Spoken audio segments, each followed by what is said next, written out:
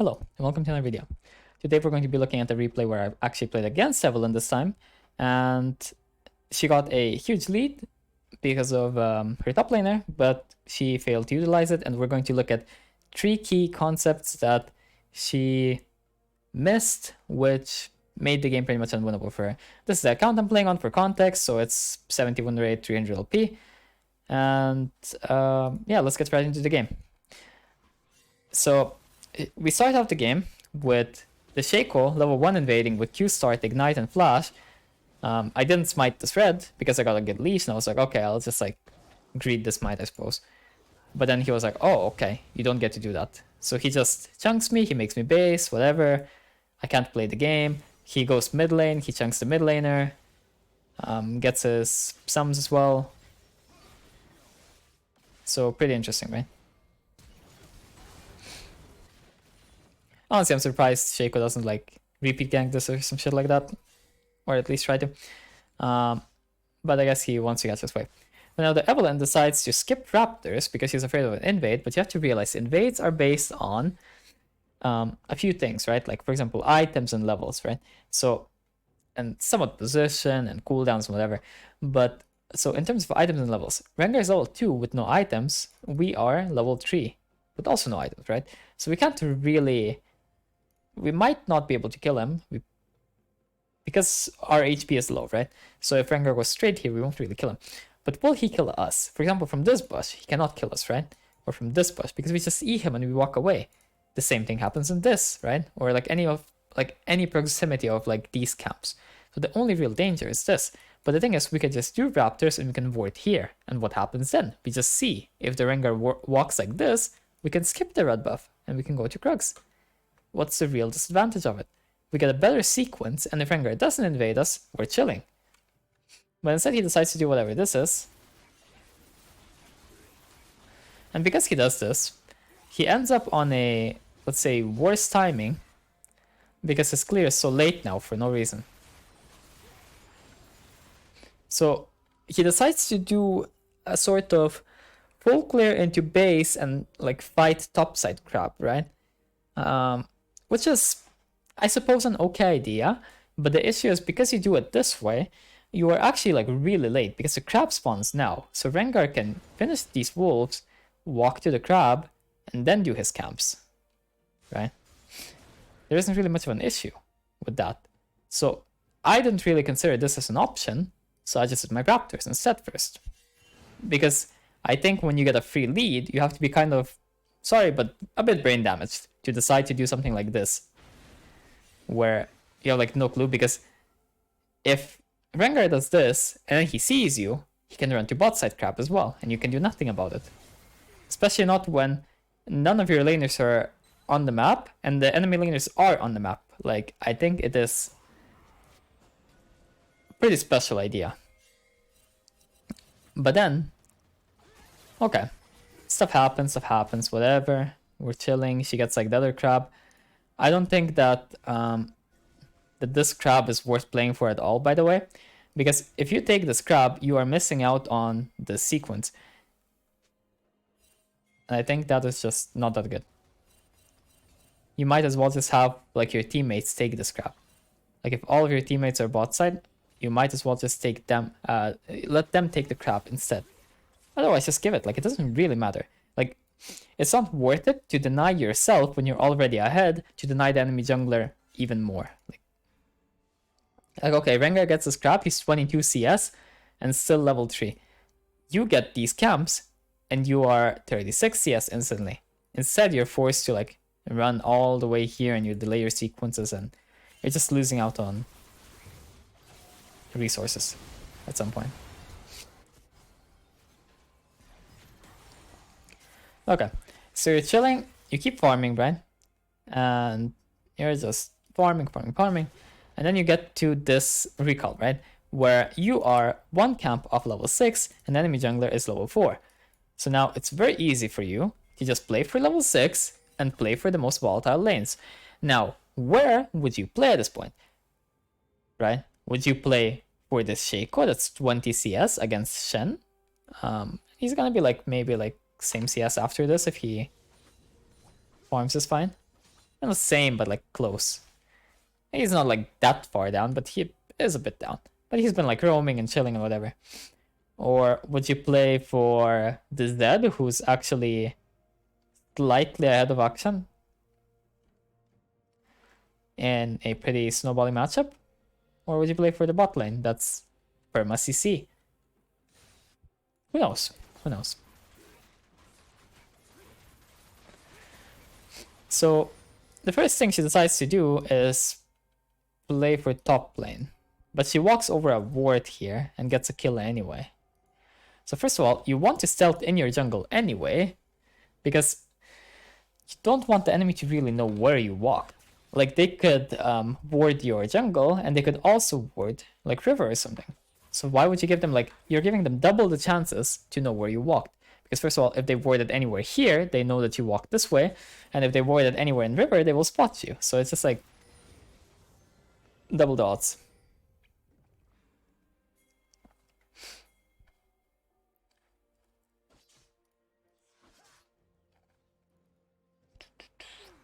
Then she does this, right? And this is a bit sus as well, because why would Chen walk up to a wave that's like so big when he has 0 items? Unless the Rengar is like sitting here, right? So it just doesn't make much sense. And you can actually, I think you can actually get one shot as Evelynn here, because Shen does like quite a bit of damage. He still has more damage because he hit the Q, and he hit the taunt, right? And he can like keep out attacking her, and it'll do quite a bit of damage, and he can also ignite her. And with a Rengar combo, she could actually die, which would be pretty bad, kinda. That would be pretty bad. But yeah. So she coin flipped this, it worked for her somehow, and she's like chilling, right? But meanwhile, look. You might think like, I can't invade, it's fucking Rengar, bro. Like, look. Okay. Oh, look. 6 seconds, no E. 4 seconds, no Q. All I have is a W. I saw 50% of the damage taken in the last 1.5 seconds.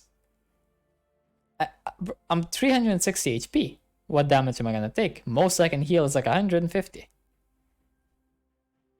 What am I gonna do? I just die. Then she gets red buff, she gets Krugs. And what can I do about this? Like if I don't contest this, like if I'm not here, then what am I doing? Soloing Dragon at this point? He gets free red buff and Krugs. And soloing Dragon is really ill, because Evelynn can show up there, or her teammates can show up. Like I have nothing to work with. Just nothing to do, can just AFK. And he's like, okay. And then he gets another free kill. He's like chilling, right? So you have like a huge lead now as Evelynn. You're like, okay, I'm hard chilling, right? Mega lead, chilling, fisting, right? So at this point you can be like, okay, well, Herald is spawning right now, so I might as well do it. But he like realized that as it spawned, I don't know, I think he was not paying attention to it spawning. It's fine. He does this Herald, right? And then the question is, what do you do now after the Herald? Well, you could just run to the other objective, and you could make sure that the enemy can't get anything. Because you know that the enemy, like you know, the enemy jungler was like topside, right? And just clearing. His red buff and shit. Because there are no other camps on the map and Dragon wasn't taken, right? So there was nothing else to do. So you know he like Dragon isn't taken yet. So you can be pretty sure that you will meet him there if you just run there. Or if you base and run there quickly, you know? And okay, she decides to clear instead. She's trading objectives while being really ahead. Okay. So she's waiting for her ult cooldown. Waiting, right? And she gets like 3 kills here because this makes like 0 sense. This is very coin flip though. Because you cannot know where Rengar is, where Shen is. Like, for all you know, they're just sitting in a bush just waiting for you. And you get CC'd and just insta-die. With shutdown when your whole team just died, but okay. The coin flip does work out this time. It's a very consistent way to play though, especially when you're playing for yourself so much. But okay. She gets the kills. Good for her, right? But then, what does she do with it? She has an ult now. So, where is she gonna go? There's a scuttle on the map. There's no top laner. And the bot lane can like perma CC if you really want them to. But mid lane is like perma fist fight, by the way. Mid lane is like permanent fist fight. Let's just look at 8 times speed on the mid lane. Fist fight. Okay, comes back to lane. Clears a wave. Okay, chilling a bit. Okay, fist fight again. Fist fight. Okay. I think then they 4-man. Or well, we 4-man. Or no, actually we fist fight a bit. Okay, we fist fight.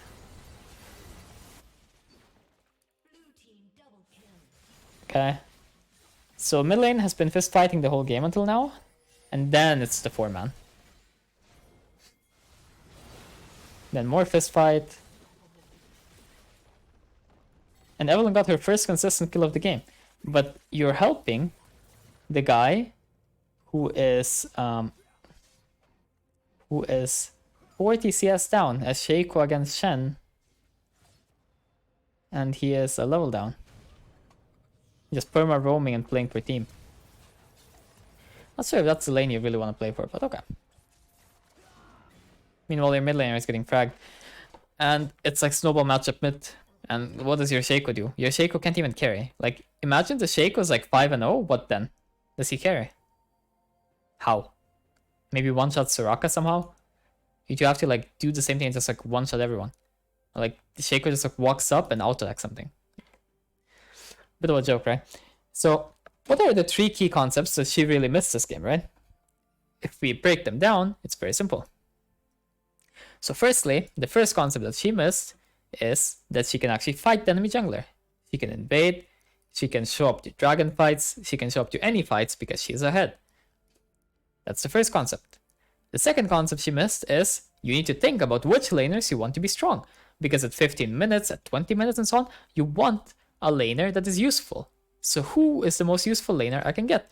Morgana's gonna be useful no matter what, Rel's gonna be useful no matter what, Shaco's gonna have some use no matter what, so I need to help Zed. Zed needs to be useful. But bot lane is easy to get kills in because perma CC. So playing in bot and in mid makes quite a bit of sense in my opinion. But instead she chooses to play for top lane and then play for like her own kills. So she's like farming and farming kills. But if you play like this, then you're always going to be, or well, not always, sometimes your laners are good enough to play like with this, but if you play like this, you're always going to be just hoping that your laners do well. And if you play Evelynn and you're sitting there and you hope that your laners do well, right?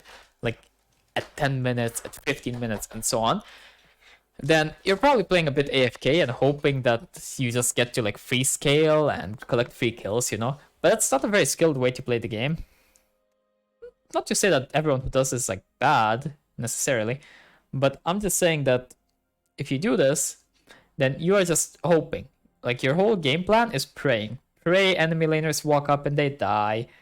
Pray enemy laners stay in lane on low HP and they die. Pray that enemy like doesn't like fist you early. Pray your laners don't go 0-10. Like, I don't know, and so on. And at some point you make one mistake, like you're in a game state that's actually like winnable, right? Like it's still winnable. Your laners can't really play because you haven't been helping them at all. Like this guy's just getting gangbanged half the time. Meanwhile, he is bullying me. Like he is like ulting me, flashing on me, and so on. The Zed the whole game, but he gets ganked in return by me, and I don't know. He's just playing 1v2. So you get to this game state, and it's like your bot lane is still kind of useful. Your mid lane is kind of useful, but he is not happy with his position in the game. He's not that behind though, which is pretty wild. But he really is not that happy with his position. And your top lane is behind, so you're basically playing like 1v5 at that point. Like you just have some CC in your team. And then you make one mistake and the game is just over. Like you try to turn some brain damage fight, like this. You die. Oh, you lose every camp. And suddenly you go from being 2 levels up and having all of that cocaine to nothing. Let's have nothing.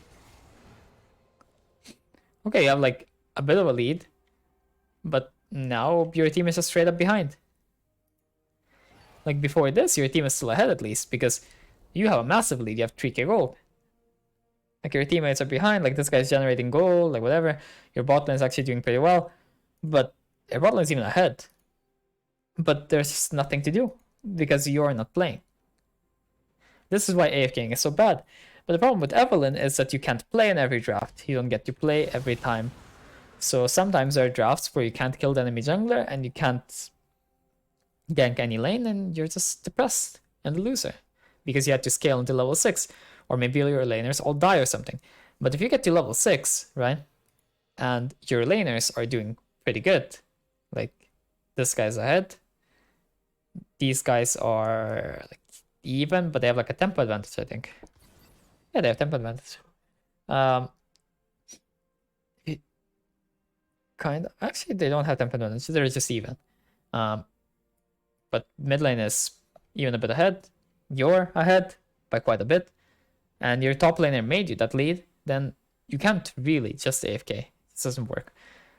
So I hope you learned something from this. And these are really the 3 key problems I would say Evelynn players have in their gameplay. They refuse to fight the enemy jungler at any stage in the game. When they're ahead, when they're even, whatever. Like when they get power spikes and so on, just refuse to fight. There's also like a little bonus tip with like invades. Like you don't need to be so afraid of every invade. Like you won't die here. When the enemy jungler has no items, you will not die to this fucking bush. Like, you just E and walk away. It's really ill to invade like this with no items. And lastly, picking your lanes, very important. If you don't pick your lanes well, then you're gonna end up in a 1v5 game, and in a 1v5 game, the moment you make one mistake, GG.